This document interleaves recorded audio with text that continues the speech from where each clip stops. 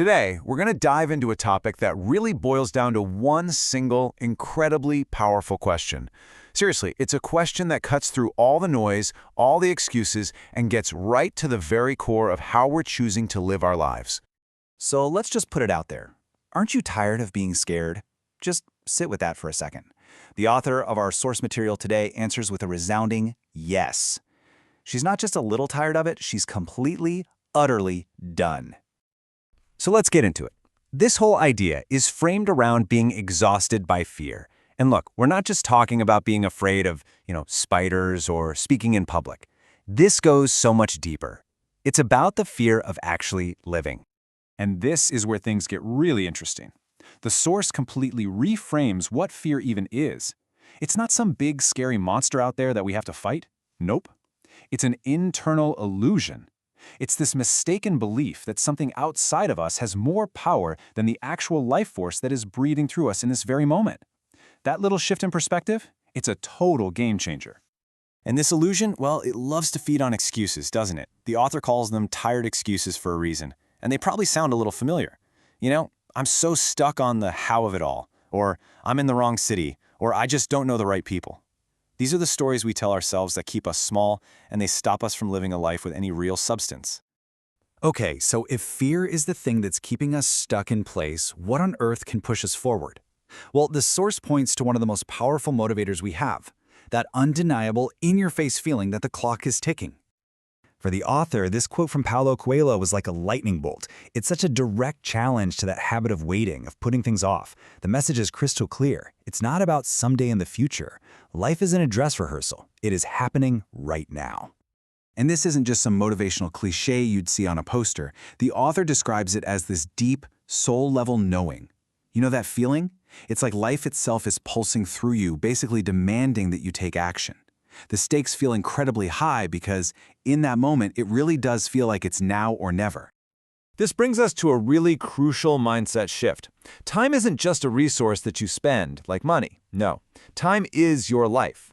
Every single moment you spend waiting, every hour you trade for something you don't really want, that's a piece of your actual life that you are never, ever getting back. So the real question becomes, are you spending it on purpose?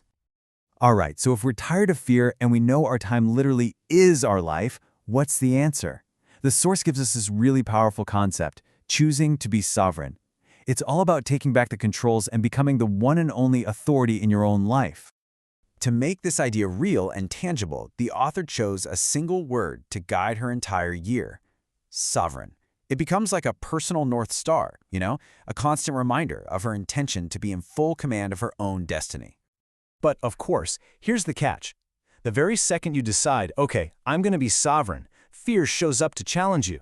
So you've got this incredible aspiration on one side, and then on the other, the biggest obstacle of all, that paralyzing fear of what might happen, the fear of the unknown outcome. So how in the world do you get over that fear of the outcome? You'd think it would take some huge, brave leap of faith, right? But the source suggests it actually starts with something much smaller. It all begins with a simple but really profound question. This, right here, is the question. And as the author puts it, it's a question that demands truth. It forces you to get brutally honest with yourself. Are you really willing to accept the outcome no matter what it is? And the answer, that declaration, that's the key. It's a simple little statement, but it holds so much power. It's the conscious choice to just move forward, even with the fear. It's just, yes, I am willing. And this isn't just one person's idea. Author Gary John Bishop backs this up perfectly. He basically says life isn't going to wait around for you. That assertion, I am willing, that's the moment you grab the reins. It's you choosing to control your destiny before it starts controlling you. So really, it all just boils down to this simple two-step process. First, you have to ask yourself that honest question, and then you make the declaration. That's it.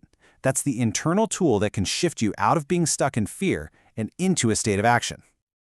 Now, as we start to wrap this up, the source material does something really important.